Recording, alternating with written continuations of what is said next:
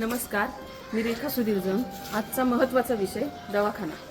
जुनी सांगवी, नवी सांगवी, पिंपळे गुरव, कासरवाडी या ठिकाणी मोठे दवाखाने आहेत। आपल्या इथं ती सुविधा नाही।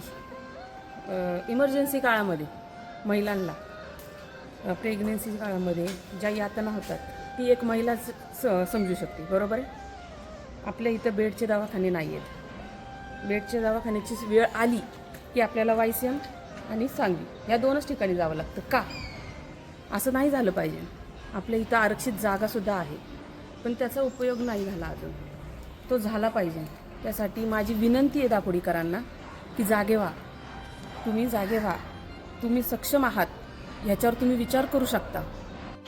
तुर्तास एवढंच, भेटू पुढच्या व्हिडिओमध्ये। जय महाराष्ट्र।